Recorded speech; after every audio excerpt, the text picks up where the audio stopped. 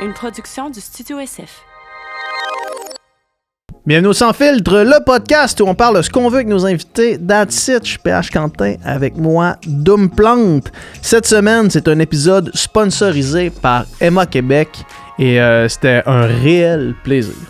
Pour vrai, c'est ça, comme tu dis, en toute transparence, c'est un épisode sponsorisé, mais le sujet était, je trouve, à mon sens, tout aussi intéressant que tous les podcasts qu'on fait, sinon plus important même que bien des podcasts qu'on fait. Finalement. En fait, oui, plus important que probablement la grande majorité de nos podcasts. Exact. On a reçu Olivier puis Jonathan. Olivier qui est un donneur de cellules souches et qui a sauvé une vie par son don.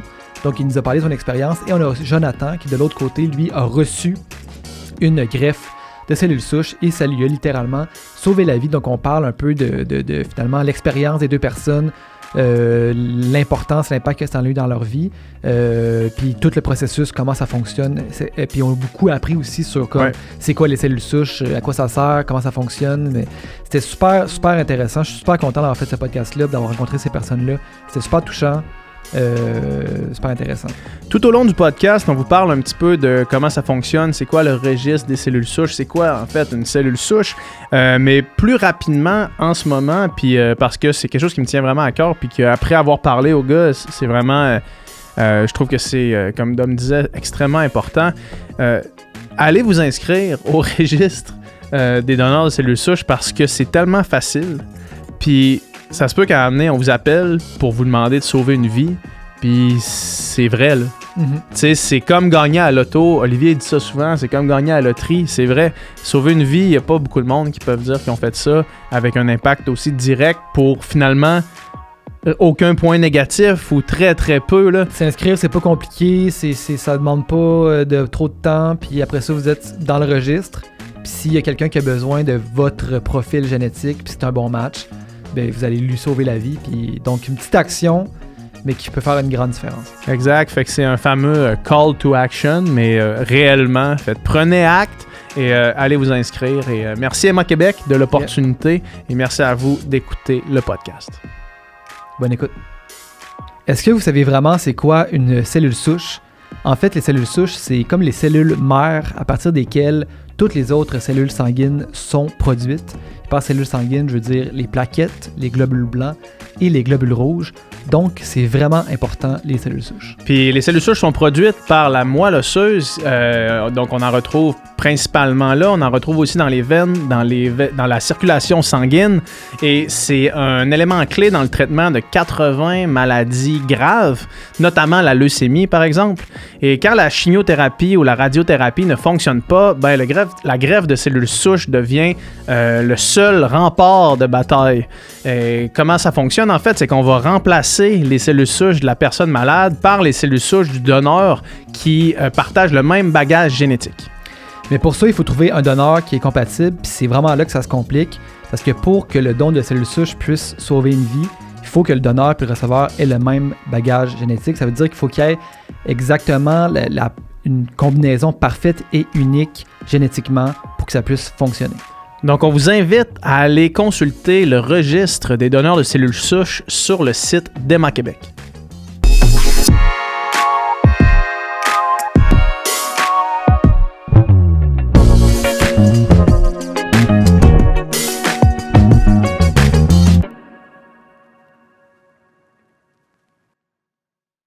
Yes, ça commence. Merci les gars, merci d'être là. Merci d'invitation. Merci à vous autres, yes. On va vous avoir brièvement présenté pendant l'introduction, mais juste avant, présentez-vous donc, les gars, s'il vous plaît.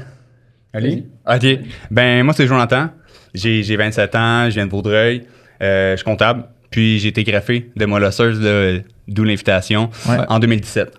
Cool. Okay. Moi, c'est Olivier. Je suis avocat. Je viens de Rouen, Noranda, en Abitibi. Et je suis donneur de cellules souches.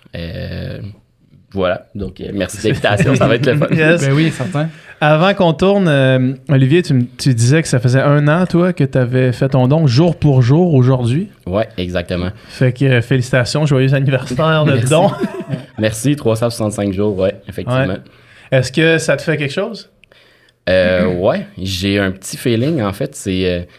En fait, dans les derniers jours, les dernières semaines, en fait, plusieurs fois où est-ce que je réfléchis ou je pense à la personne à qui j'ai sauvé la vie. Est-ce que tu le sais, cette personne-là, c'est qui ou non? Non, pas encore.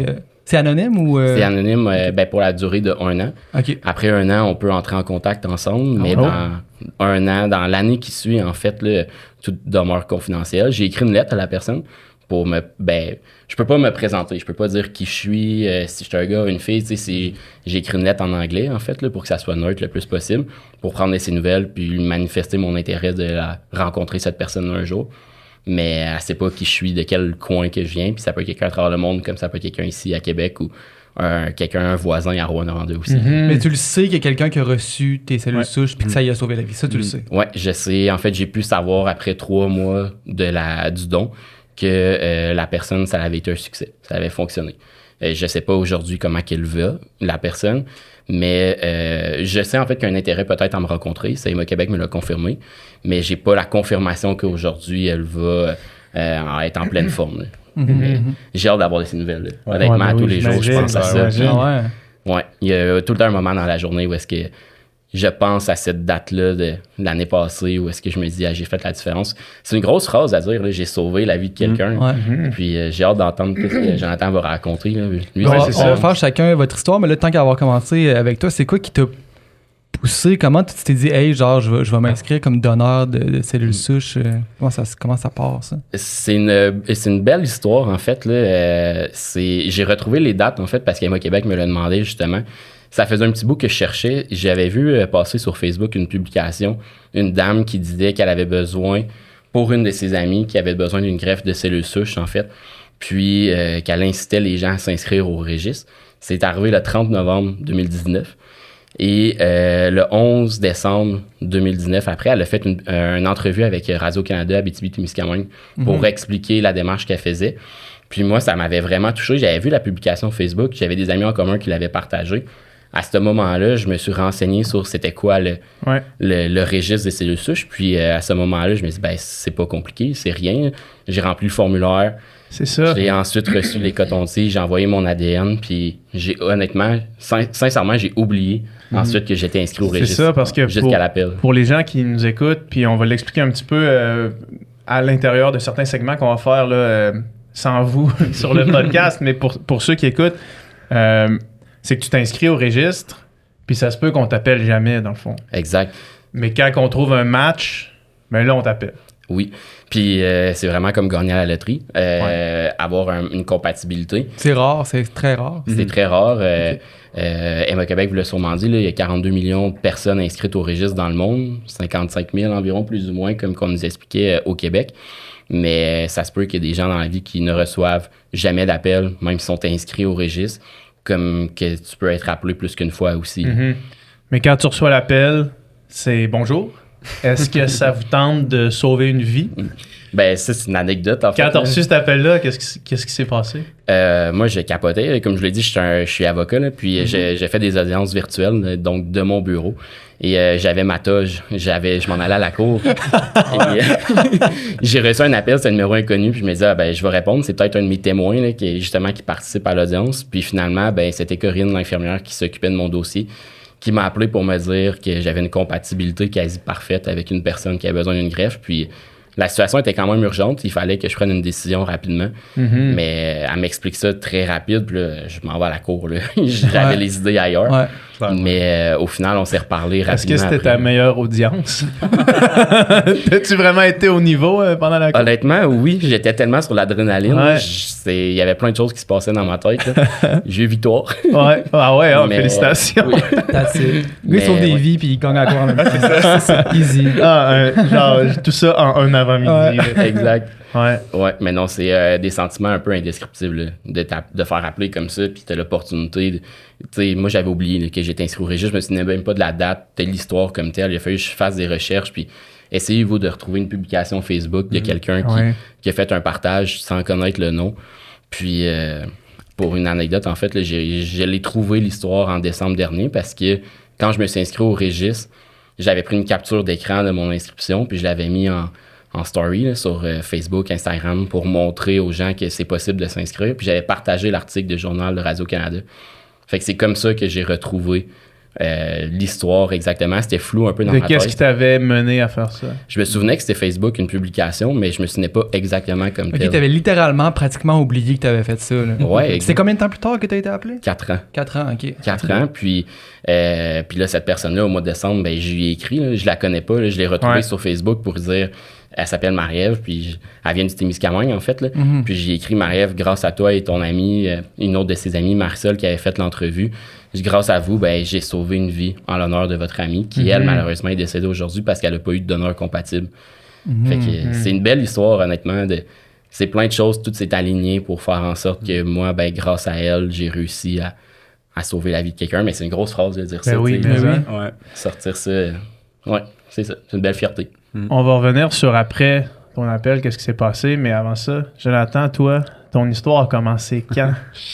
Ça commence en 2017, quand j'étais au cégep. En fait, là, ma dernière année de cégep, je travaillais quand même assez fort dans ce temps-là. Tu sais, je travaillais de nuit, j'allais au cégep dans le jour, je travaillais la fin de semaine, en fait. Puis, c'est ça, un moment donné, je me suis rendu compte que je filais un peu moins bien que d'habitude. Tu sais, j'étais quand même assez en forme à l'époque. Tu sais, je faisais du sport et tout ça. Mais vraiment, j'étais fatigué, tout le temps fatigué. J'étais essoufflé beaucoup. Jusqu'au point, j'ai pris un rendez-vous, en fait, dans une clinique. Je suis allé faire des prises de sang. Puis là, pour l'anecdote, en fait, là, c'est ça, c'était une petite clinique, en fait, à Joliette, d'où je viens. Puis eux, il n'y avait pas de laboratoire pour analyser les prises de sang. Fait que, ils m'ont dit, ça te dérange-tu d'aller les porter directement à l'hôpital? Fait que C'est j'ai dit, fort avec ça. c'était littéralement ça. Écoute, j'avais mes fioles de sang, puis c'était, tu vas les porter au laboratoire à l'hôpital. Fait que parfait, tu sais, je me rends à l'hôpital. Puis en me rendant à l'hôpital, j'ai fait une petite chute de pression. Tu sais, je voyais que mon énergie était pas bonne. Je me suis écroulé dans l'hôpital avec mon sang dans mes mains, dans mes pieds. Prenez ça! C'est ça. Fait que quand j'ai réussi à me relever, je me rends au lab, je donne ça. Je dis, tiens, tu sais, j'arrive de la clinique, ils m'ont dit de vous donner ça. Je retourne chez nous. 1 heure ou 2 après, je reçois un appel sur mon cell qui me dit, c'est un médecin à l'urgence qui me dit qu'il faut vraiment que tu te pointes à l'hôpital. 1 heure ou 2 après, t'es allé porter. Ouais. Fait Ah qu'ils ouais. Ça a sont été- efficaces. Là, Ouais, ça a été quick, là. Ça a Ouais. été quick. Wow. Puis là, il me dit, c'est ça, tes prises de sang sont vraiment pas belles. Peut-être qu'ils se sont dépêchés quand ils ont vu le gars tomber. Tombé, ils sont dans ses mains. Genre. Aidez mon sang. Ouais. Fait que c'est ça, ils m'ont dit directement, tu sais, pointe-toi à l'hôpital, tes prises de sang sont vraiment pas belles. Puis, je sais, le médecin m'avait dit, tu sais, prépare-toi un petit sac tu sais, de linge, là, t'en as pour plus qu'une journée. Là, tu sais, Ah ouais. Prépare-toi, là, t'en as pour une couple de jours. Fait que, tu sais, Toi, tu te doutais pas que t'avais quelque chose d'aussi. non, que ça. non. Moi, je pensais, tu sais, que j'avais une grosse grippe, tu sais, que c'était. Manque de force. Tu faisais un peu c'est ça, d'anémie, quelque là, chose c'est de ça, même, là. tu sais. Fait que je suis comme, ok, fine, tu sais, je prends mon sac à dos, je me mets une coupe de t-shirt, une coupe de boxer, je m'en vais à l'hôpital. Puis, je me présente à l'urgence. Puis c'est là qu'ils voient, là, tu sais, ils m'attendaient, là. Fait que je rentre à l'urgence, ils prennent mes signes vitaux. Évidemment, là, c'est pas génial, mes signes vitaux, là. Mais tu devais avoir peur, là. Tu te sentais comment, genre, émotionnellement à ce moment-là? Écoute, j'étais tellement fatigué, puis tellement comme essoufflé, puis j'avais zéro d'énergie, là. J'étais vraiment pas là, en fait. Fait que, ouais, tu sais, j'avais peur, j'étais comme, qu'est-ce qui se passait, qu'est-ce que j'ai? Puis c'est quand j'ai rencontré là, l'hémato-oncologue, justement, qui avait vu mes prises de sang.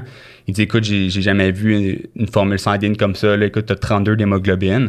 Puis normalement, tu sais, un homme de cet âge-là, ça entre 130, 150, puis même les athlètes, 160 d'hémoglobine. Puis tu sais, l'hémoglobine, c'est ça qui est responsable de transporter l'oxygène dans ton sang. D'où mon essoufflement. Tu sais, fait qu'à 32 d'hémoglobine, il y avait vraiment jamais vu ça. Tout de suite, j'ai été transfusé. En fait, j'ai eu 2 transfusions d'hémoglobine, une transfusion de plaquettes. Puis ils m'ont dit, t'en as vraiment pour... Tu sais, moi, j'étais comme, OK, tu sais, ça va durer combien de temps? Tu sais, est-ce que je vais me remettre assez rapidement? Puis ils m'ont dit, non, écoute, t'en as pour une couple de mois à être à l'hôpital. Là. Ah ouais. Hein? Puis, ouais. Puis c'est ça, moi, j'étais à Joliette. Puis eux, ils n'étaient pas assez spécialisés dans ce type de maladie-là pour me traiter directement à Joliette. Fait qu'il dit, cette nuit-là, en fait, à 5 heures du matin, tu pars en ambulance, directement à Sacré-Cœur. Puis c'est eux qui vont me prendre en main parce que nous, on n'est pas capable de traiter ce genre de maladie-là. Fait que c'est ça. Je me rends à Sacré-Cœur. Là aussi, on m'attendait. C'est là que j'ai fait les examens, en fait, pour savoir avoir mon diagnostic. J'ai fait une biopsie puis une ponction de moelle osseuse. Ils ont analysé justement ma moelle osseuse. Puis là, ils ont vu qu'elle était scrap, elle était complètement déficiente. Puis ils m'ont donné le diagnostic d'anémie En fait, il y a 2 termes. C'est l'anémie aplasique ou anémie médulaire. C'est un peu la même chose. C'est vraiment une déficience de la moelle osseuse. Mhm. Fait que c'est ça un peu Ouais. l'histoire de mon diagnostic. Là. Puis, quels sont les. Quel est le futur dans ces maladies-là? Mettons, c'est quoi qui te disent qui s'en vient pour toi? Ben, à l'époque, en fait, c'était pas vraiment clair. J'ai l'impression, avec un peu de recul, que le seul traitement, c'était vraiment la greffe de moelle osseuse. Ouais. Parce que c'est vraiment ton organe qui est déficient. Fait que, tu sais, tu peux pas faire de traitement de chimiothérapie, de radiothérapie qui va guérir ça. Tu sais, c'est pas comme un cancer où tu as une cellule qui est mauvaise, là, tu sais, je suis pas médecin, tu es cancéreuse, puis on va la traiter, on va l'éradiquer, puis tu vas être guéri. C'est vraiment ton organe qui fonctionne pas bien. Fait que je crois que le seul traitement, c'était vraiment la greffe de moelle osseuse. C'est d'avoir une nouvelle moelle qui va produire une formule sanguine adéquatement. Puis là, on t'explique ça. Est-ce qu'on t'explique comment ça fonctionne pour recevoir une greffe, trouver un donneur? Non, écoute, ben, peut-être qu'ils m'ont l'expliqué, puis je suis sûr qu'ils me l'ont expliqué du mieux qu'ils pouvaient, mais t'es tellement dans le stress, t'es tellement dans l'angoisse que on dirait que c'est l'information qui te rentre d'une oreille et qui sort de l'autre, tu sais. Il t'explique que ça va être un long processus, que c'est une maladie hyper rare. Moi, mon médecin m'avait dit, là, au Québec, c'est environ une personne sur 1 million qui attrape ça par année. Fait que, tu sais, on est quoi, 9 millions au Québec? C'est 8 ou 9 personnes par année qui attrapent ça. Fait que, tu sais, ça fait peur, tu sais, on dirait d'attraper une maladie que tu connais pas, en fait, là, c'est vraiment ça. T'as jamais entendu parler de ça? Ben non, c'est ça, tu sais. Fait que, Mais quand tu dis attraper, ça s'attrape ou ben, tu en fait, ouais, en le disant, je me disais, je l'ai vraiment attrapé ou je l'ai plus peut-être développé. Développé, ouais. Je sais pas, tu sais, je pense que les médecins, ils ont fait certains tests pour essayer de voir la provenance. Puis on n'a pas trouvé. Là, je sais pas la cause de ça. Non, c'est ça. Ouais. Je crois qu'il y a peut-être une partie génétique ou peut-être quelque chose que tu peux le développer, mais je sais pas de... OK. Puis ton quotidien à l'hôpital dans ce moment-là, ça ressemble à quoi?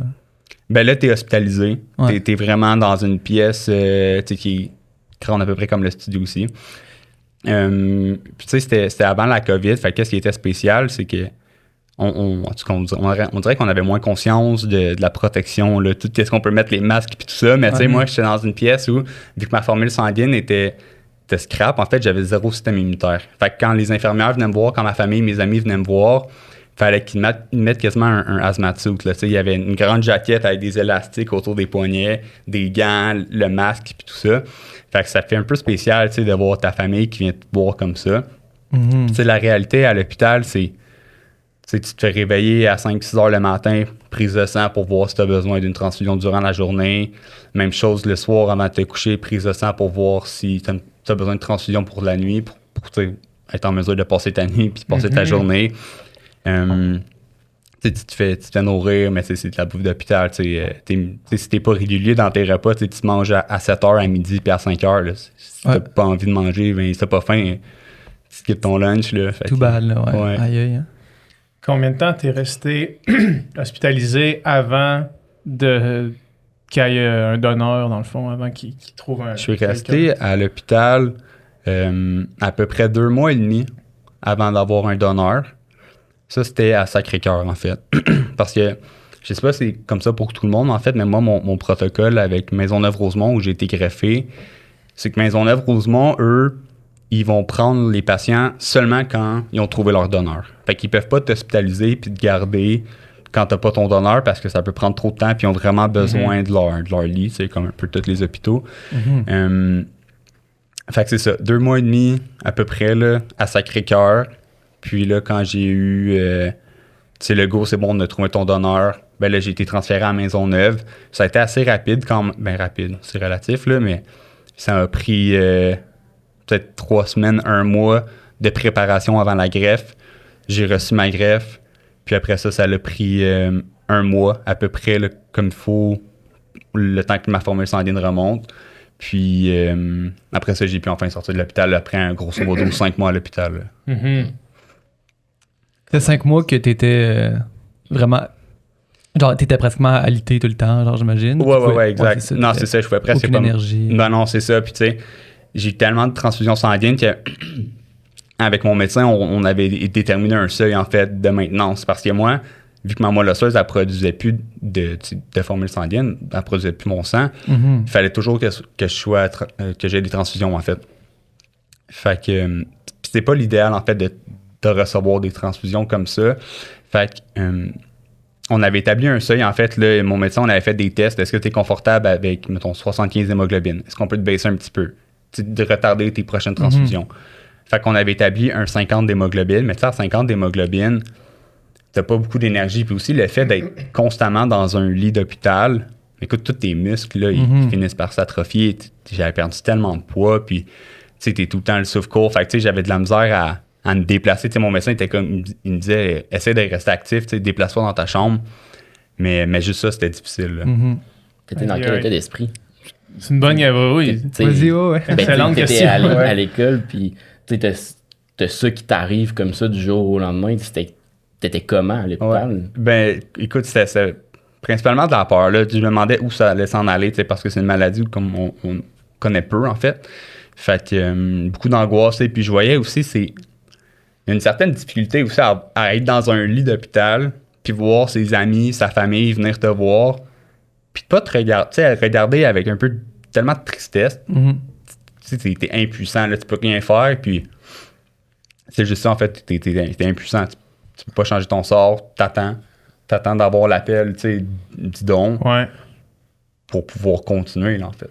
Est-ce que l'idée est-ce que la mort, c'est une idée qui t'a passé par la tête, genre? Est-ce que ça tu pensais-tu à ça, comme peut-être que ça va être ça, la finalité, ou? Ben, j'y ai pensé, mais on dirait que j'ai toujours eu la foi. J'ai toujours su, on dirait, que j'allais trouver un donneur, puis j'allais être traité, puis j'allais pouvoir continuer. Je me disais, c'est toujours une passe de ma vie, mais je vais trouver un moyen. Puis c'est pas moi qui le trouve le moyen, là, c'est pas moi qui fais les recherches et tout ça, mais j'ai trouvé une façon. C'était quand même optimiste, exact, malgré tout. Là. Tu te disais, c'est juste quelque chose qui va se guérir. Là. Exact, ouais. T'as pas le choix, j'imagine. Ben non, c'est ça. C'est ça. Cet espoir. C'est quoi l'alternative? Ouais. C'est de te dire, c'est fini. Là, c'est ça. Ouais. Fait que, Olivier, toi, tu reçois l'appel, puis qu'est-ce qui se passe après ça? C'est une montagne russe d'émotions, là, parce que on te laisse quelques jours à peine pour te dire faut que tu prennes la décision de. Tu t'es inscrit consciemment. Ben, c'est un peu inconsciemment que tu t'es inscrit au registre là, des donneurs parce que tu te dis peut-être les chances que je sois appelé, c'est vraiment gagné. C'est comme à la tu mets ça dans un tiroir et tu le fermes. Là, c'est C'est ça. un peu comme le don d'organes, là. Tu te dis, genre, je signe mon affaire, puis je pense plus jamais de ma vie, là, tu sais. Exact. Puis c'est vraiment, tu fais ça spontanément, puis tu te Que le dis. don d'organe, Ça, par exemple, littéralement, tu prends pas la décision. Ça, par exemple, tu t'en rendras pas compte si ça arrive, là. J'espère. Ouais. C'est ça. Mais non, c'est ça. Tu sais, quand je me suis inscrit au registre, c'est vraiment. Ça s'est fait automatique, là. J'ai vu la publication Facebook, l'article de journal. Je me suis dit, ben, crime, je vais m'essayer moi aussi, puis on sait jamais. Mais j'avais pas pensé à la finalité de me dire un jour, je vais recevoir un appel. Et là, quand l'appel est entré, c'est vraiment plein de choses qui se passent dans ma tête de me dire. Je trouve qu'il y a des questions. Il y a une question éthique aussi qui se pose, à savoir. Le processus est très confidentiel, puis c'est correct. Il ne faut pas que tu saches qui est le receveur. Mais je suis persuadé que si on me dit, ben c'est un petit bonhomme de 3 ans, une petite fille de 10 ans, par exemple, que ils ont toute la vie devant eux encore, je me dis, ben crime, je me poserai même pas la question, puis je vais faire le don. Versus si c'est mon frère qui a besoin d'une greffe, je me poserai pas la question non plus. Si je suis compatible, je vais dire oui tout de suite, c'est mon frère. Là, c'est un pur inconnu, que j'ai aucune idée c'est qui. Un gars, une fille en Europe, aux États-Unis, ici, à Montréal, mais c'est là où est-ce que je me pose des questions. OK, là, comment est-ce que je le fais? Est-ce que je le fais par la ponction aussi, justement, directement dans la moelle, la moelle osseuse? Je le fais par le processus d'aphérèse. Donc, tu sais, c'est des... Il y a différentes façons de le faire. Oui, exact. Toi, tu as choisi laquelle? Aphérèse. Donc, dans le fond, c'est un processus où est-ce que tu prends une médication dans les jours précédents. Puis ça, c'est une autre chose aussi. Tu sais, moi, je viens de l'Abitibi. Le centre transplanteur, il est juste ici à Montréal. C'est Maisonneuve-Rosemont. Donc, je suis venu passer une semaine avant à Montréal pour moi-même, dans la chambre d'hôtel, m'injecter la médication qui est dans le ventre. Là. C'est des aiguilles, en fait, là, que je me mets pour faire stimuler la production de cellules souches puis les faire sortir aussi des os pour que ça aille dans le sang. Donc, c'est un processus où est-ce que quand que tu reçois l'appel, on t'explique les avantages de un et l'autre, de la méthode.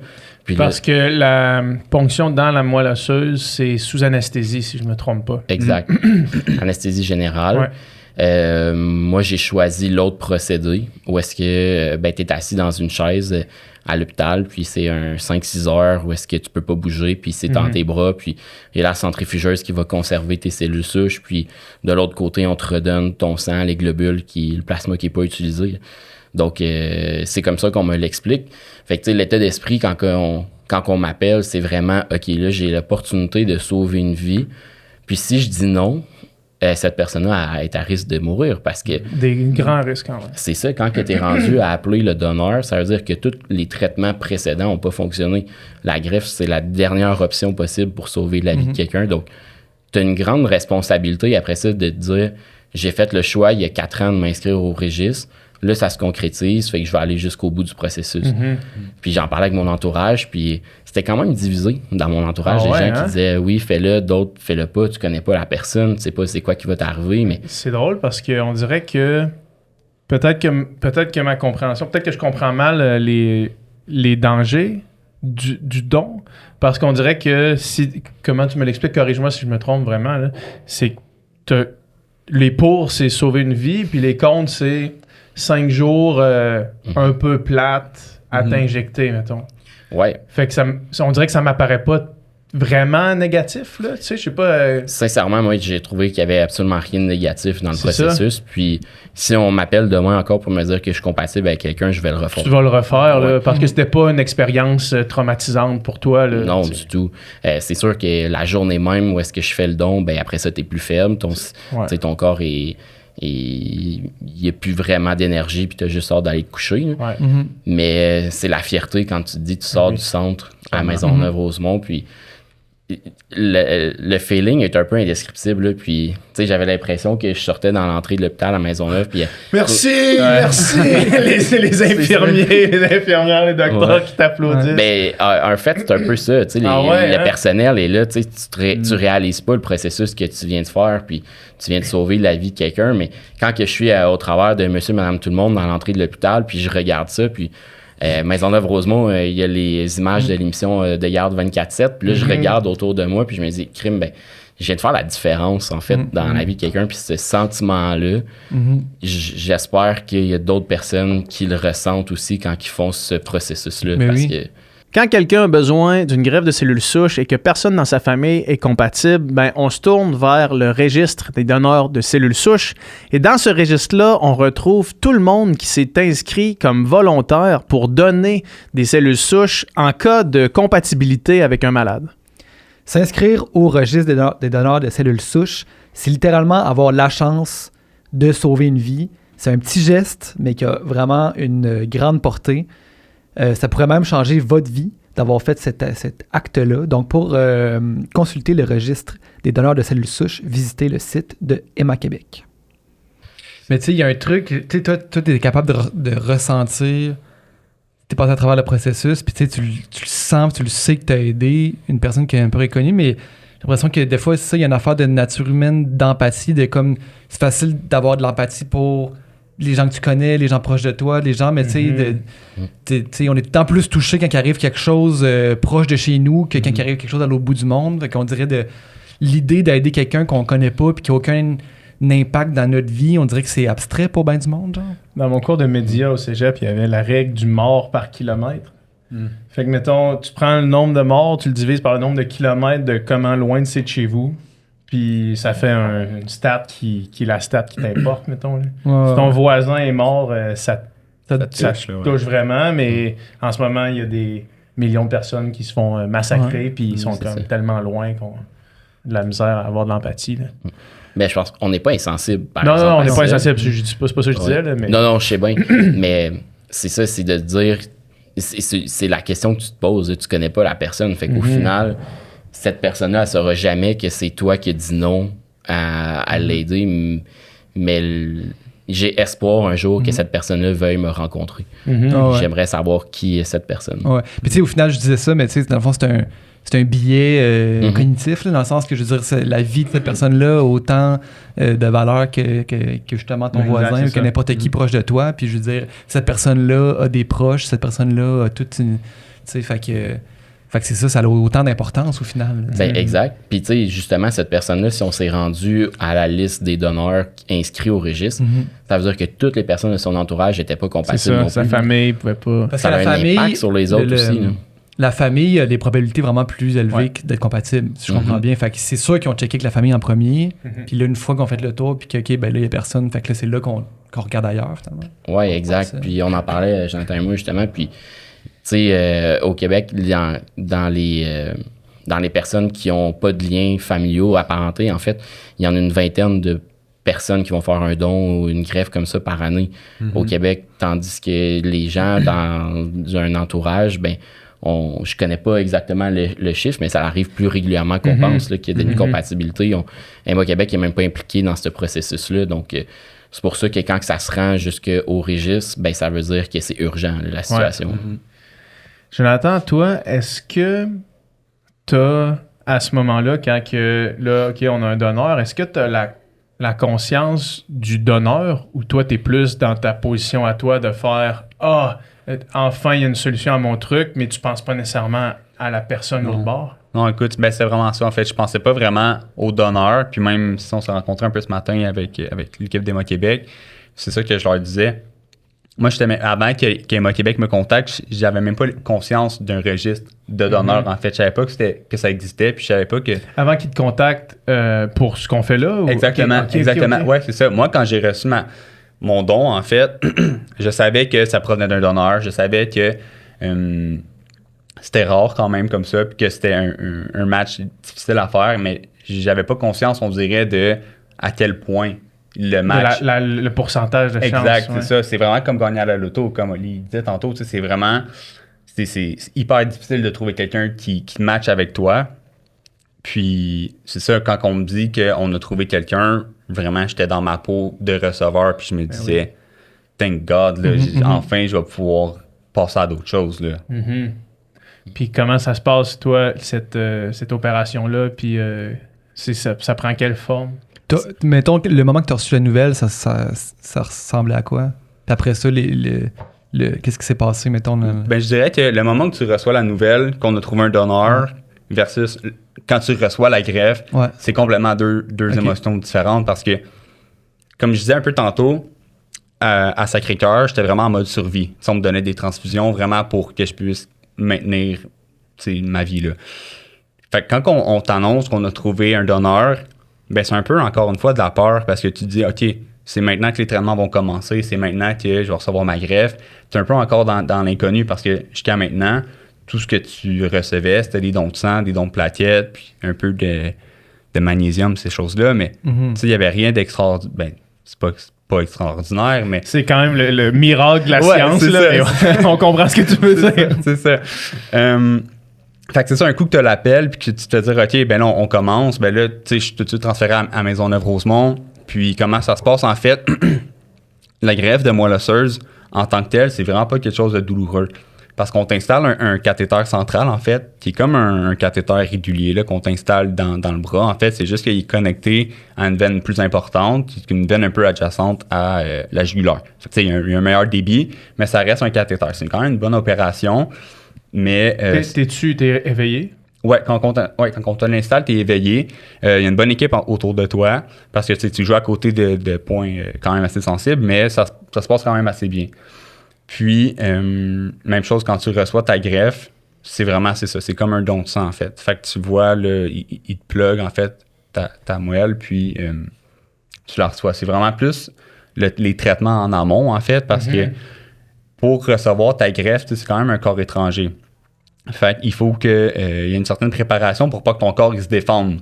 Même si tu n'as plus d'énergie, en fait, si tu es déjà à terre, il faut que qu'il y ait une préparation. En fait, moi, j'ai fait de la chimiothérapie puis de la radiothérapie pour être certain, justement, que ma moelle osseuse, elle soit vraiment là, à plat pour pouvoir bien recevoir ma nouvelle moelle. Puis c'est ça, en fait, quand tu reçois, en fait, ben c'est comme une transfusion, en fait. T'es couché dans ton lit, puis c'est tellement un beau moment. Par contre, là, tu sais, t'es couché dans ton lit, puis tu vois ça, en fait, là, c'est une poche un peu prunâtre noire, là. Un drôle de mélange, mais tu sais, ça coule, ça rentre dans toi, puis tu dis, tiens, OK, enfin, là. Tu le vois rentrer, là. Ouais. Tu sais, goutte par goutte, tu le vois passer dans le tuyau, puis il n'y a pas de mots, là, en fait. Tu sais, c'est tellement... Tu vis un moment, là, tu te dis, c'est ça qui va me permettre de survivre, tu sais. C'est ça qui va me permettre de vivre, c'est ça qui va me permettre, enfin, de sortir de l'hôpital, puis de vivre ma vie, d'accomplir mes rêves, puis de faire ce que je veux faire, tu sais. Il n'y a pas de mots, là, c'est vraiment... Est-ce que ta famille était avec toi à ce moment-là? Ouais, ma famille était avec moi. Par contre, en fait, le protocole, comment ça se passe, c'est qu'il y a seulement une personne qui peut être avec toi. Pour que si jamais il se passe quelque chose, ben tu sais qu'il n'y ait pas toute ta famille, tous tes amis dans une petite pièce, là. Ouais, c'est une complication. C'est ça, exact. Fait qu'il y a seulement une personne qui peut être là. Fait que oui, c'est ça, ma famille était là, mes amis étaient là. Puis ils s'alternaient, en fait, là. Fait que tu sais, on a tous pu vivre ce beau moment-là ensemble. Puis c'est ça, écoute. Combien de temps ça prend? C'est quand même un bon processus. Ça dure... en fait, c'est sur deux batchs, en fait. Deux poches, si je peux dire ça comme ça. C'est environ 3 à 4 heures Par poche? Exact, c'est ça. Fait que c'est ça. Ils font ça comme ça pour être sûr que, ben, tout se passe bien. Tu sais, ton corps, il réagit pas après la première poche. Puis c'est ça. Puis, y a-tu des risques à cette intervention-là? Tu sais, que soit que l'intervention comme telle fonctionne mal ou que ton corps rejette la nouvelle moelle ou quelque chose? Ouais, ben clairement, il y a des risques. Souvent, il y avait des infirmières qui me disaient, puis même les médecins, peut-être que c'était pas les meilleurs termes à utiliser à ce moment-là, mais ils me disaient, tu sais, ça passe ou ça casse. Puis en plus... Ça fait Cool. Ouais, c'est ça. Puis surtout parce que, en fait, moi... Cool. Cool. Parce que moi, en fait, en plus, à ce moment-là, je faisais de la température. J'étais tellement à plat que mon corps, il se battait, puis il faisait de la température. Puis les médecins, ils me disaient, ben si ton corps, il fait de la température, c'est parce qu'il est en train de se battre contre un virus ou quelque chose, tu sais. Puis c'est pas le meilleur timing pour te greffer. Mais, fait que ma greffe, elle avait été retardée d'une semaine pour essayer de voir si ma température allait baisser, mais finalement, elle baissait pas. Fait que c'est ça que le médecin m'avait dit. Il m'avait dit, on n'a pas le choix, là, c'est maintenant ou jamais, tu sais. Fait que ça passe ou ça casse. Ouais. Faut qu'on y aille. Tu sais, oui, il y a des possibilités de complications. Ton corps, il peut faire un rejet. En fait, de la greffe, ton corps, il peut se battre contre la greffe. Puis ça peut prendre différentes formes. Je l'ai vécu un petit peu. Mon corps, il se battait contre ma greffe. Puis ma greffe, elle attaquait mon foie, en fait. Fait que longtemps, après ma greffe, j'ai eu des problèmes avec mon foie. Il fallait faire attention à certaines choses. J'ai des problèmes aussi au niveau de ma peau. Là, ça peut paraître. Là, des fois, il y a des petites plaques, des rougeurs. C'est des... Il y a un terme pour ça, là, je m'en souviens plus exactement. Là. Mais c'est ça. En fait, c'est sa greffe qui attaque ton corps. Puis c'est le temps que les deux, ils s'imbriquent un peu. Là, c'est ça, exact. Fait que tu disais que tu avais été un mois et demi après la greffe, encore à l'hôpital? Ouais, c'est ça. Ça, c'est le temps, en fait, que ta moelle puisse générer ta nouvelle par formation. elle-même, ouais. Exact, c'est ça. Puis ça, c'est tellement des beaux moments parce que, comme je disais tantôt, à tous les matins, prise de sang, puis là, on m'apportait un petit papier, là, un peu comme une carte d'affaires, avec hémoglobine, globules blancs, puis plaquettes, puis avec mes stats. De plus en plus, les stats C'est augmentaient ça, à ouais. chaque jour. Ouais, fait que tu sais, tu peux voir au début, là, tu pars de 50, puis là, tu tombes à 60. Puis là aussi, c'est surtout les neutrophiles qu'on surveillait dans le temps, qui est ton système immunitaire. Parce que pour pouvoir sortir de l'hôpital, il faut que tu atteignes le chiffre de 1000. Mais tu sais, moi, je partais vraiment de 0. Fait que Parce que ton corps avait été mis à plat. Exact. Via la chimio, puis la radiothérapie. Fait que c'est ça, tu sais, tu reçois à tous les jours ton petit papier, puis là, tu regardes, il est encore à 0. Là, le lendemain, c'est encore à 0. Puis là, on en a 2. Puis là, après, on en a 5. Puis là, ça continue à monter comme ça, puis à un moment donné, ça pogne bien. Puis là, on est à 75. Puis là, ça fait juste monter. Puis moi, c'est ça. Ça m'avait pris à peu près là, un mois et demi avant d'atteindre le 1000 neutrophiles pour pouvoir sortir de l'hôpital. Puis tu sentais-tu ton énergie comme revenir, un peu retrouver la personne qui t'étais avant? Ouais, un petit peu. Tu sens ton énergie remonter, mais surtout, tu sens tes couleurs, là, tu commences à remonter. Là, quand tu recommences à avoir l'hémoglobine, c'est souvent la chose qui monte le plus rapidement. Fait que tu sais, quand tu passes de 50 d'hémoglobine à un plein 150, ben là, tu le sens. Là, tu as plus d'énergie, tu n'as plus de la misère à marcher dans ta chambre. Tu attends juste après ton système immunitaire pour pouvoir sortir. Ouais. Wow.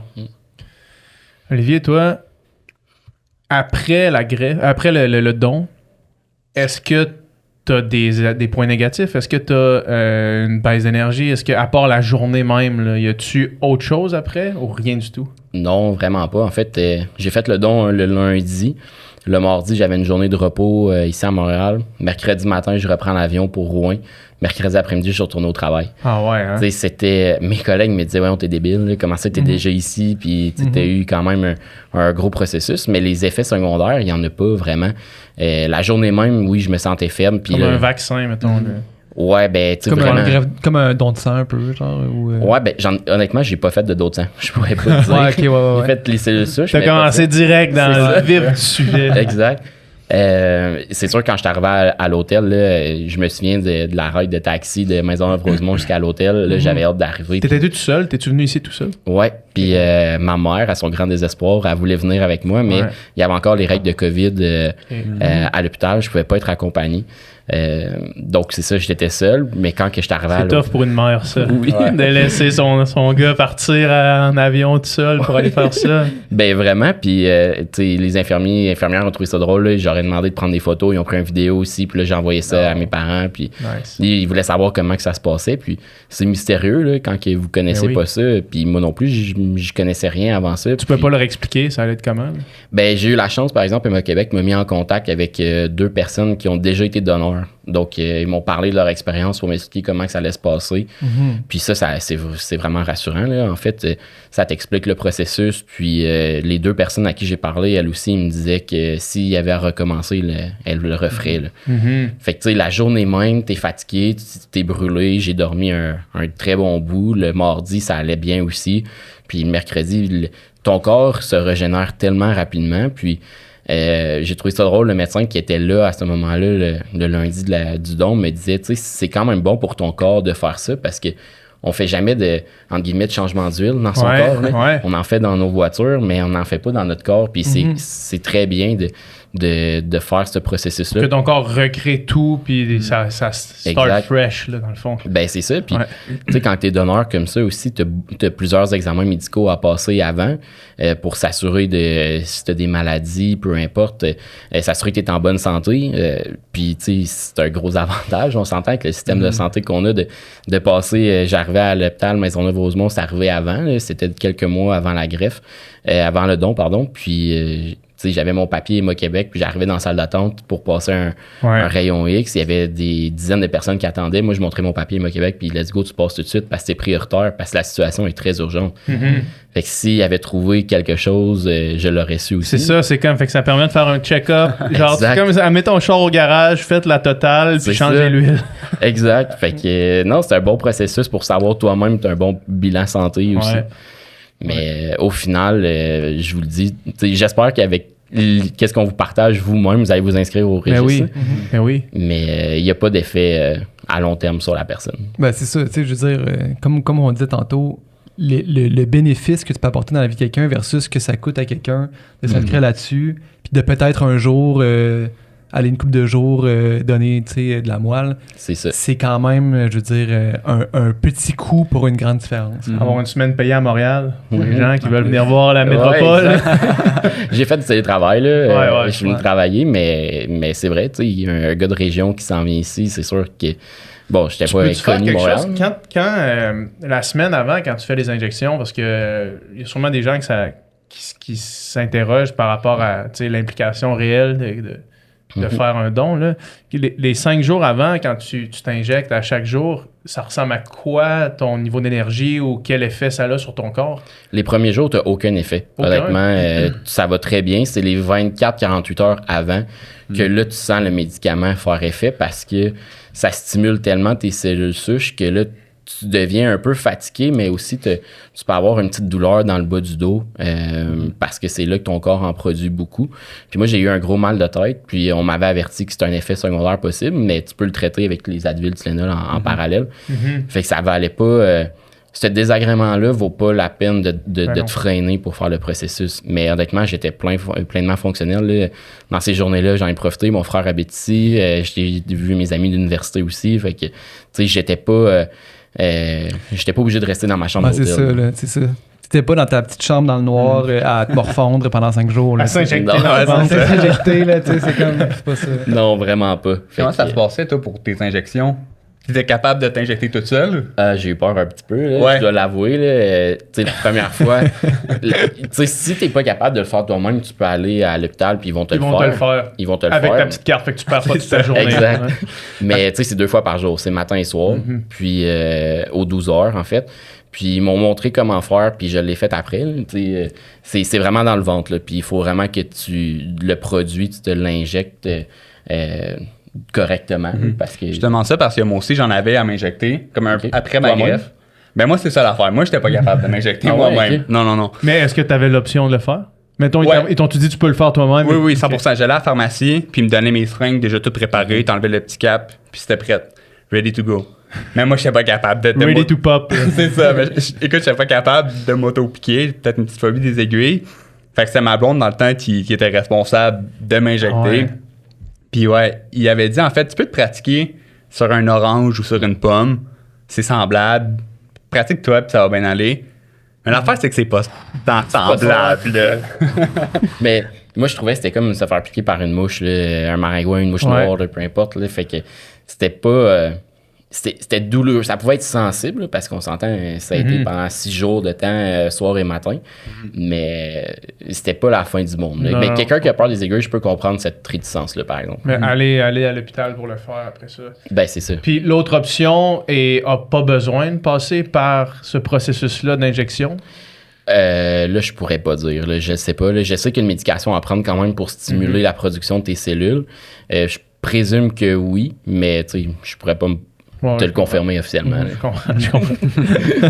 Puis depuis que tu as fait ça, j'imagine que dans ta vie, tu dois être un peu un ambassadeur du don de moelle osseuse. Tu dois en parler autour de toi. T'as-tu inspiré des gens à le faire aussi? Ben, je pense que oui, mais il fallait quand même que je sois discret parce Ok. que je peux pas rien mettre sur les réseaux sociaux. Là, il y a plusieurs personnes dans mon entourage qui vont savoir avec le podcast, justement, mais là, Ok. ça va faire. Un an. Tu sais, c'est ça. Donc là, on peut. Je peux vraiment plus le diffuser puis en parler parce que la période d'1 an, ils veulent pas Fait que que le tu me dis que tu peux même pas braguer ces réseaux sociaux que t'as sauvé une vie. En fait, tu te promènes dans le À quoi monde, ça genre, sert? tous ces gens-là savent pas que je suis un héros. Peut-être que dans la ça. bio Tinder, ça pourrait faire. C'est vraiment genre Batman. Sauveur de vie, Ouais. donneur de cellules souches. C'est ça. J'aime la cuisine asiatique. Mais non, c'est ça. Donc, la période d'1 an, tu peux pas le diffuser pour pas que le receveur, si par exemple, il a fait un rejet, qu'il prenne contact avec toi puis essaye de te soudoyer d'une certaine manière, de te dire, hey, tu t'as déjà dit oui, j'en ai besoin une deuxième fois, fais-le. Ouais, je comprends. Donc, c'est des mesures de protection qui sont mises par Emma Québec. Puis, honnêtement, je pense que c'est correct là, Tout à fait. de le faire comme ça. Mais ça reste que là, moi, j'ai écrit la lettre, là, comme je disais tantôt, à la personne. Puis, Sans entrer trop dans les détails, qu'est-ce que tu démontres l'intérêt de la revoir? ouais, ben honnêtement, j'ai vraiment expliqué mon histoire, là, comme j'ai vu ça passer sur Facebook, puis je voulais faire honneur un peu à cette personne-là qui faisait la promotion du registre des cellules souches. Tu sais, en Abitibi, c'est une communauté qui est vraiment tissée, serrée, là, puis elle, cette jeune fille-là qui avait besoin de la greffe, elle était au Témiscamingue, puis je me souviens, j'avais vu dans l'article de journal qu'entre le moment où il y a eu la publication Facebook, puis l'entrevue à Radio-Canada, il y avait eu 10 jours environ, il y avait eu 75 personnes qui s'étaient inscrites au registre, puis Emma Québec nous en parlait tantôt, c'est énorme. C'est gros, là. C'est oui, énorme. tout à Fait fait. que si ça peut avoir fait la différence, puis moi, parmi ces 75 personnes-là, j'ai eu une compatibilité. C'est vraiment wow, là. Wow, effectivement. Ouais. Toi, Jonathan, si je me trompe pas, la personne, le donneur que tu as, ou le donneur que t'as reçu vient d'un pays où est-ce qu'il y a des règles qui font qu'ils sont anonymes pour toujours? Est-ce que je me trompe quand je J'ai dis pas eu cette information-là. Peut-être. En fait, on sait que ça vient d'Europe. On sait pas où en Europe. Un peu comme Olivier, moi aussi, j'ai écrit une lettre de remerciement. Je l'ai remis à Emma Québec. Eux se sont occupés de la transmettre. Après ça, on sait pas qu'est-ce qui s'est passé. En fait, là, j'imagine, j'espère que le donneur a reçu ma lettre. peut-être qu'il a décidé de rester dans l'anonymat. Mais j'ai pas Mais de toi, nouvelles. tu serais intéressé à parler de cette personne-là ou c'est-tu quelque chose que comme. Ouais, Ouais. c'est sûr que oui, mais oui. C'est sûr que je veux la remercier en personne. Tu sais, avec les moyens d'aujourd'hui, tu sais, on peut FaceTime ou faire tu sais, un Zoom, quelque chose, savoir un peu, juste la remercier. Parce que c'est quelque chose aussi, tu sais, t'as reçu ce cadeau-là, mais tu peux pas, tu sais, remercier la personne. Tu sais, t'as reçu la vie, puis tu veux juste dire merci, là. Tu sais, tu veux serrer dans tes bras, tu veux dire merci à quel point ça a été quelque chose d'important pour toi, mais tu peux pas, tu sais. Vous regarderez, je sais pas si vous avez vu, mais il y a le ministre Dominique Leblanc du gouvernement fédéral que lui a reçu une greffe aussi comme ça. Puis son donneur était de l'Allemagne. Puis ça a été médiatisé, ils se sont rencontrés. Puis c'est vraiment touchant de voir une situation comme ça. Puis il y a une vidéo aussi d'Emma Québec qui a été faite, là, Clémentine et Sophia. Puis vous irez voir ça aussi. C'est incroyable. Tu regardes ça, puis l'émotion, elle te prend là, parce que tu prends conscience de l'importance de ce geste-là qui est posé. Parce C'est que ça, là, ça met le concret sur justement, tu sais, quand tu donnes ça, c'est anonyme, ça va probablement être, en fait, ça va presque sûrement être un inconnu qui va recevoir ça. C'est vraiment abstrait pour le cerveau humain, on dirait, là, d'imaginer ça. Sauf que là, quand tu vois finalement ces deux personnes-là se rencontrer, puis voir, OK, ben là, cet humain-là A sauvé l'autre. a sauvé la vie de l'autre, cet humain-là vit à cause de l'autre. Ouais. C'est fou quand même. C'est ça. C'est un peu ça que je disais dans la lettre là, de la personne à qui je l'ai envoyé, de dire j'espère un jour te rencontrer pour mettre un visage sur le point d'interrogation qu'il y a dans mon cerveau présentement sur t'es qui. Là. Puis tu sais, évidemment, je peux pas donner de détails sur moi pour pas qu'elle puisse me retrouver, mais c'est là où est-ce que j'expliquais un peu le processus que moi j'ai passé. Puis le don a été reporté à quelques occasions parce que le corps de la personne, le système immunitaire était pas prêt encore à le recevoir. Fait que t'as-tu fait plusieurs fois Abitibi, Montréal en espoir de venir ici? C'est arrivé une fois. C'est arrivé une fois. Puis les autres fois, on a réussi à m'informer à l'avance que le processus était reporté. T'étais déjà venu, puis là tu repars, puis là il te rappelle, tu fais OK, parfait, on revient. Fait que t'es quand même... Ouais, puis j'avais la chance de justement... le bureau d'avocat pour qui je travaille, on a un bureau aussi à Montréal. Donc, tu sais, il y a moyen de le faire en télétravail ou de m'organiser. Puis mon employeur était vraiment compréhensif par rapport à ça. Puis une chance, parce que je pense pas que dans ma situation précise, n'importe quel métier ou profession permettrait de le faire comme ça. Ouais. C'est plus facile quelqu'un qui est ici à Montréal. Là, si ça avait été reporté comme ça, ça n'a pas d'impact vraiment sur ton quotidien. Parce que entre le don puis la transfusion, faut que ça aille vite. Tu peux pas faire un don puis congeler ça puis le donner 3 ans plus tard. Ça, je pense pas. Moi, je sais que ça a été fait dans les jours qui ont vraiment suivi. Ouais, Puis, tu sais, quand que comme Jonathan expliquait tantôt, c'est comme une pâte. Les cellules souches, comme une pâte de tomate un peu. Là. Moi, je voyais, il y avait le soluté à côté de moi, puis qui se remplissait au fur et à mesure. Puis à un moment donné, tu as la cloche qui sonne parce qu'ils ont atteint la quantité de cellules souches nécessaire pour le corps du receveur. Puis là, c'est comme dans les films. Là. Moi, il y a le monsieur qui est arrivé. Il y a le monsieur qui arrive avec la boîte à lunch rouge, qui met ça sur le comptoir, qui se dépêche à prendre le soluté, qui met ça là, il met ça dans la glace, puis lui, il repart. Puis là, c'est fini. Là. Mais ça se peut qu'il le ship en Australie. Là. Ouais. Ça se peut. Ça se peut, puis comme ça se peut, peut-être que la personne est dans l'hôpital puis que je suis pas au courant. Là. Ah ouais. C'est fou, ça. Puis tu sais, les infirmières sont là, ben tu sais, félicitations Olivier, tu viens de sauver la vie de quelqu'un, puis c'est fait, puis là tu comprends, là, t'as plein d'émotions. Moi je suis venu les yeux pleins d'eau en me disant que j'avais juste le goût de serrer quelqu'un dans mes bras parce que c'est fait. Là. Maintenant que vous savez c'est quoi le registre des donneurs de cellules souches, c'est à vous l'occasion d'aller vous inscrire. Vous êtes peut-être la seule personne qui va pouvoir sauver une vie. Donc, allez visiter le site de Emma Québec pour plus d'informations. Sans tomber trop dans l'ésotérisme, parce que c'est pas une spécialité du Sans Filtre du podcast, on dirait qu'il y a vraiment quelque chose de... tu sais, les chances sont tellement faibles que le bagage d'ADN soit un match. On dirait qu'il y a quand même quelque chose de cosmique qui rejoint deux personnes comme ça. Là. Il y a vraiment... je sais pas comment l'expliquer autrement que ça. Là, parce que oui, il y a ta famille, mais quelque part d'autre dans le monde, il y a quelqu'un qui a un match encore plus que ta famille. Ben, c'est ça. C'est fou. Là. Ben, faut fun fact, j'ai des allergies, moi. Des allergies aux noix, aux arachides, et j'ai transmis ça à la personne. Parce que ça fait partie de mon bagage génétique. C'est ça. Elle habitait en Thaïlande, puis il y avait des arachides Imagine. partout. Finalement, elle est morte d'une réaction de choc anaphyleptique. Là. Ouais. Elle est rendue dans son quotidien qu'elle a besoin d'une épipène aussi, là, Ah comme ouais. moi. Mais tu sais, Ça, c'est c'est fou, peu pareil. comparativement à la vie que Ah non, j'ai mais non, te ça, on donner. s'entend, je faisais des jokes. Là, Non, parce non, qu'on mais- s'en crisse, mais vrai. Ben, c'est ça, mais c'est drôle de se dire que cette personne-là, maintenant, a vraiment mon partie identité. de toi. Ouais. Soudainement, elle a un goût pour le droit, puis là, elle devient avocate. Là, puis là, genre, Exact. C'est peut-être l'amour de ma vie. là. c'est ça, c'est vraiment là, genre, tu t'as donné ton âme. Là. Toi, as-tu quelque chose qui t'est apparu, un nouveau super pouvoir Ben, qui t'est apparu suite à la... Il n'y a rien qui m'est apparu. Par contre, moi, j'ai changé de typage de sang. En fait, c'est pas grand-chose, là, mais avant, j'étais O négatif, puis là, je suis rendu O positif. Oh, ouais. Fait que j'ai pris le type de sang. le de type l'autre de sang de mon donneur, ouais. Ah ouais, hein? C'est fou pareil, ça. Aïe, aïe. Ouais, ouais, Ouais, c'est impressionnant.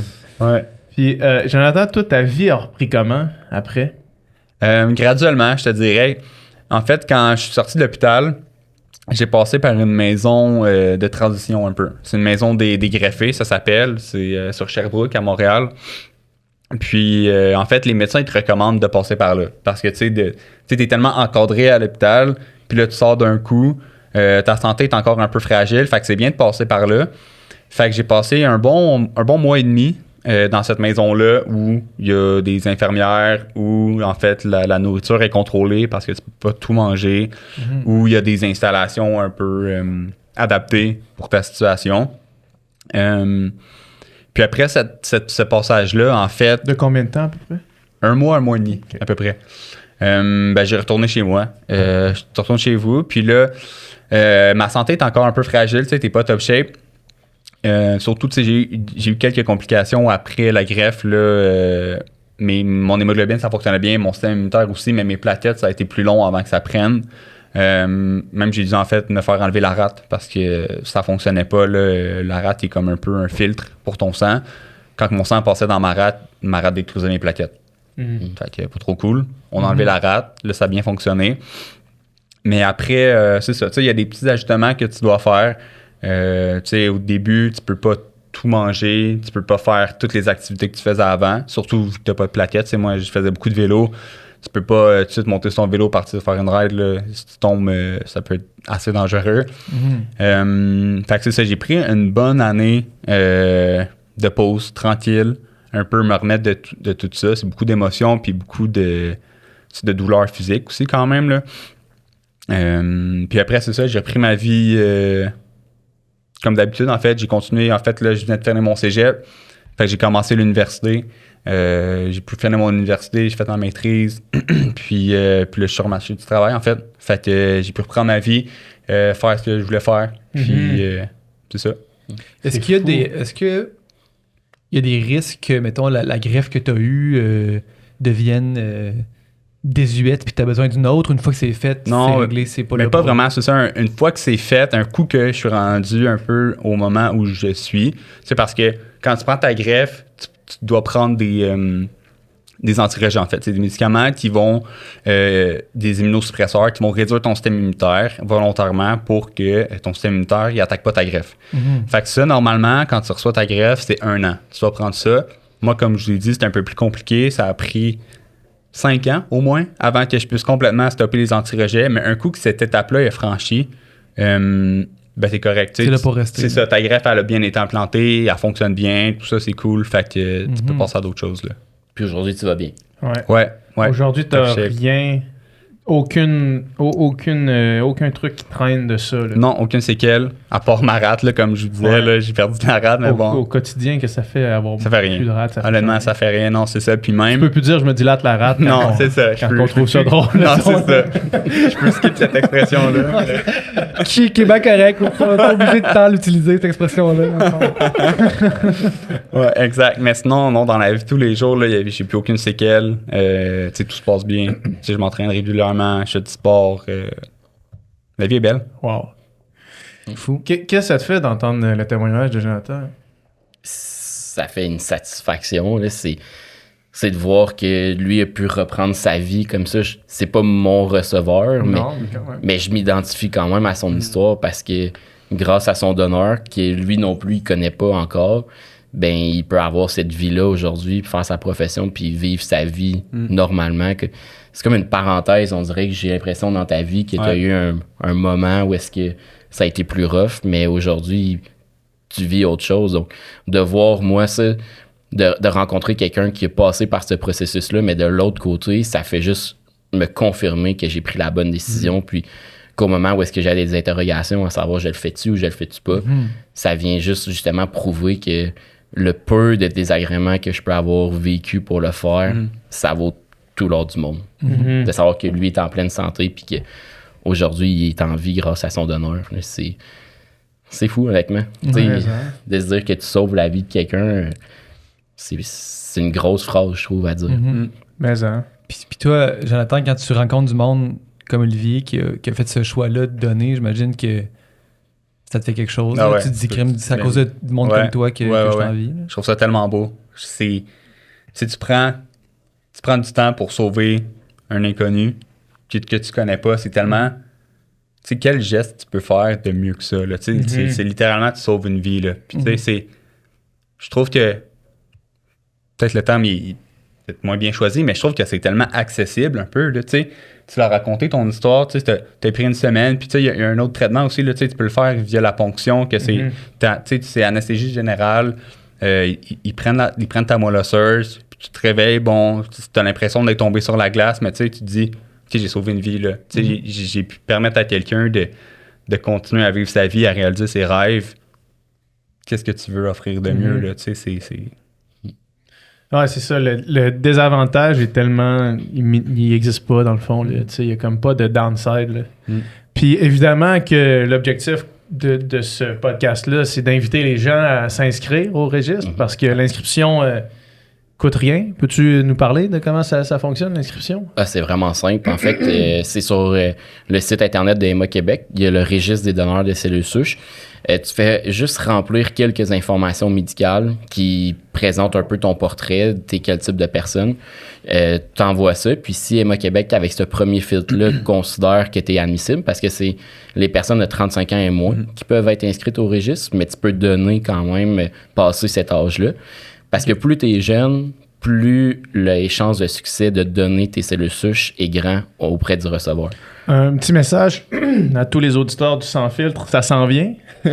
Ça s'en vient le 35, fait que allez-y, c'est le temps de s'inscrire. Là. Ouais. Exact, puis ça vaut la peine. Puis, tu t'inscris avant 35, mais tu peux donner quand même dans les années après. Exact. Ouais. En autant que tu as été inscrit avant 35 ans.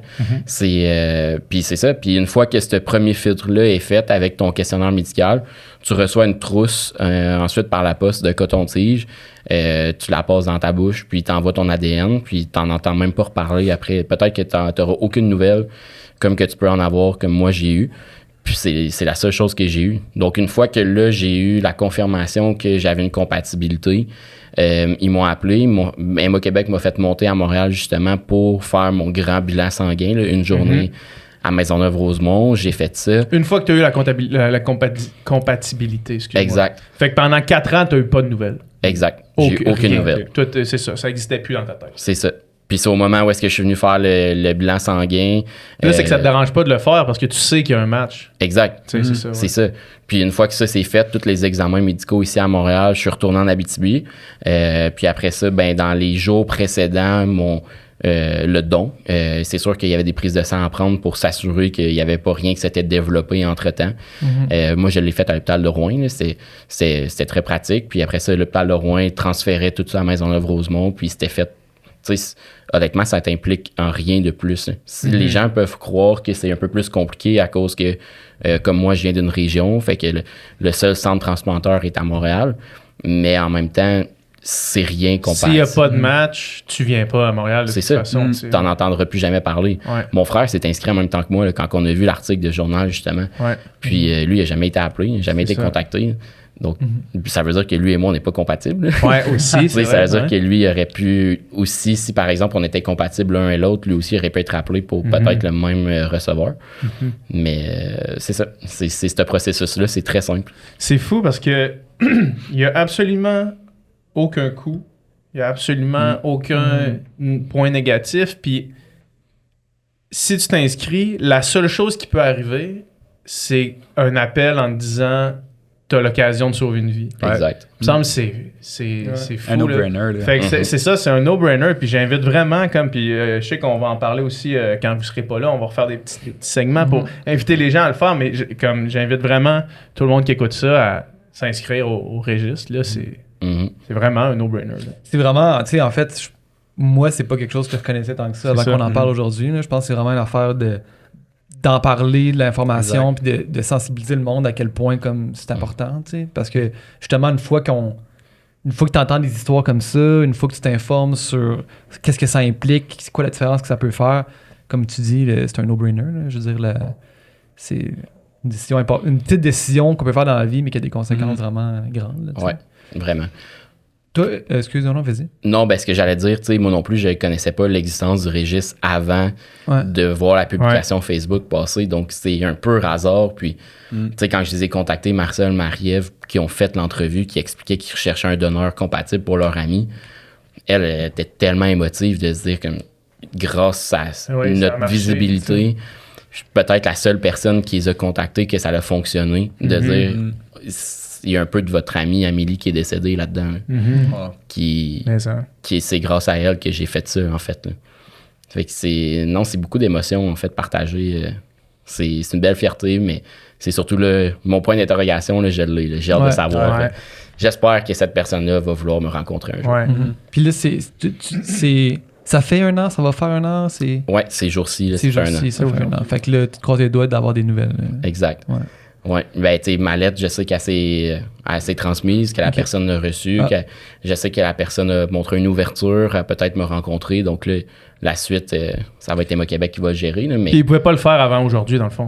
Si tu Non. me dis que ça fait 1 an jour pour jour, c'est là, fait que ça se peut que dans les prochaines semaines, exact. t'as un Et- appel. C'est quoi les risques, en fait? Pourquoi qu'on tient à l'anonymat puis que, tu sais, qu'on puisse pas contacter la personne avant un temps de temps? C'est quoi? Qu'est-ce qui peut arriver de... Ben, je pense aussi il y a des gens qui pourraient être tentés de vouloir rémunérer la personne, de dire tu l'as déjà fait une première fois, là j'ai un rejet, ça me le prend encore une deuxième fois, hey, t'es compatible, s'il te plaît, fais-le.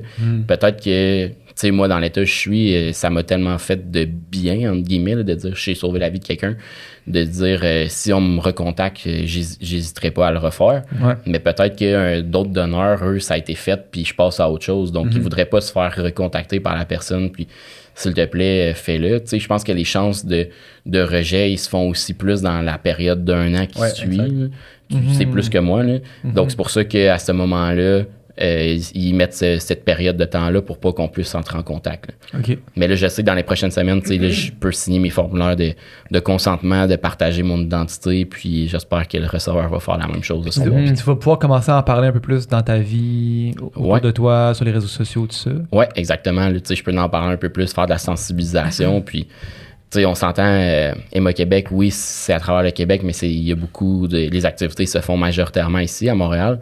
Venir en région, en Abitibi, il y a les collectes de sang là, qui se font régulièrement. Mais Emma Québec, c'est plus que juste le sang. C'est ça. Tu sais, le plasma, les cellules souches, le lait maternel. Donc, il y a beaucoup de choses qui enveloppent ça. Donc, si à ma manière, je peux être un certain ambassadeur, par exemple, de ça dans mon entourage, puis que ça peut sauver d'autres vies, ben je vais être très content de ça. Toi, Jonathan, c'est quelque chose que tu veux aussi. Ouais, ben clairement, comme je disais un peu, là, tu sais, avant d'avoir été contacté par Emma Québec pour ce projet-là, j'avais même pas connaissance, en fait, du registre, de comment ça c'est fonctionnait. Exact. Fait que je pense que c'est tellement un beau projet pour sensibiliser les gens à cette existence-là du registre. Fait que clairement, tu sais, je vais le mettre de l'avant, puis je vais essayer d'éduquer les gens parce que c'est quelque chose qui est tellement méconnu, en fait. Exact. Mais y a-tu des gens quand même autour de toi que, tu sais, que d'avoir été témoin d'une greffe de moelle? Tu des gens que tu connais qui sont inscrits ou ça a-tu inspiré du monde à comme... Ben c'est ça, j'ai pas pu dire aux gens Ouais. inscrivez-vous parce que Ouais. j'avais pas conscience de ce registre-là. Mais il y a beaucoup de gens, suite à ma maladie, puis suite à toutes les transfusions de sang que j'ai reçues, qui sont allés faire des dons de sang. Là. Il y a eu une collecte même là, de sang qui a été organisée quand j'étais au cégep. En fait, là, j'avais un bon cercle d'amis. Ouais. Je participais à des compétitions marketing, tout ça. J'étais quand même... pas connu, là, je vais pas dire ça cool, comme ça. Là, T'étais dans la gang des cools. C'est ça. mais ouais, c'est ça. Fait il y a une collecte de sang, en fait, là, qui a été organisée là, pour, en fait, promouvoir le don de sang, puis tout ça. Fait il n'y a pas eu, dans mon entourage, jusqu'à maintenant, des gens qui se sont inscrits sur le registre. Ouais. Mais je suis sûr qu'après la diffusion de ce podcast-là, ça va se faire. Là. Mhm. Puis ça, c'est mondial. Dans le fond, les Emma Québec, il y en a partout dans le monde, puis il y a des équivalents, dans le fond. là, tu sais, Ouais. c'est- 57 pays, on a demandé. Ouais, c'est ça, ouais. Il y a 57 pays qui sont signataires d'une même entente qui permet le partage de cellules souches comme ça. Le entre partage les du registre. là. Exact, Ouais. ouais. Je pense 44 millions de personnes. Ouais, à travers le monde. Ils sont inscrits. qui sont inscrits sur le registre. Donc, vous imaginez, tu sais, moi, j'ai eu cette compatibilité-là parmi 44 millions de personnes. Ouais, C'est vraiment à gagner à la loterie. Là. Puis, Ouais. C'est fou. un autre fun fact, je l'ai dit tantôt à Corinne, l'infirmière qui s'occupait de mon dossier. Moi, quand elle m'a appelé et qu'elle m'a dit, tu sais, ton niveau de compatibilité est vraiment élevé, puis achète-toi un billet de loterie parce que ça vaut quelque chose, ben moi, j'ai gagné un 100$ avec ça. J'allais regarder. Man, ils gagnent tout, là. C'est bon, ça. Ben, c'est très symbolique, là. T'as gardé le billet ou t'as gardé le 100$? De 100$. mais tu sais, j'ai pas dépensé, là. Il est dans une petite boîte avec mes trucs là, du don, mais c'est ça. Tu sais, il y a 55 000 personnes au Québec inscrites sur une population de 8-9 millions. On est capable d'aller en chercher plus encore. Ben oui, ben oui, ben oui. C'est clair. On espère vraiment que ce podcast-là va faire une différence, là, honnêtement. Un effet positif. Ouais. Ouais. Vraiment. Puis, Ben, on vous remercie. on vous remercie beaucoup, les gars. Merci C'était à vous. vraiment Merci. une belle conversation. Yeah. Merci de l'invitation. Merci. All right.